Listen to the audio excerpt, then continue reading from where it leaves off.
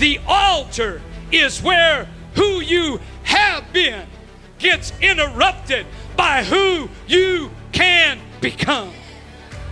Are you longing for a place of encounter with God that will change everything?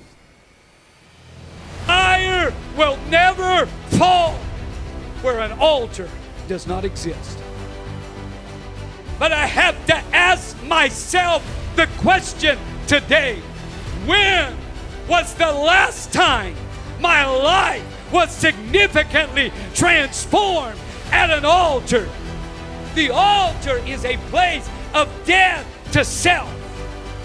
It's an ascending smoke of prayer, a moment of dying out to our will and finding His perfect will, of seeking God and His divine direction. And can I tell you, if you are not able to identify with Paul's statement when he said, I am crucified with Christ, if you can't identify with his saying, I die daily, you might not know what an altar is like. I stand here today as a God-called messenger of the Lord to tell you that today is the day to repair the altar that is broken down so the fire can once again fall from heaven.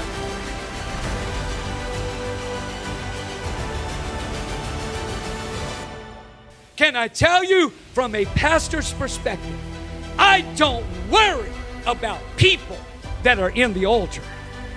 I worry about people who think they have no need for the altar.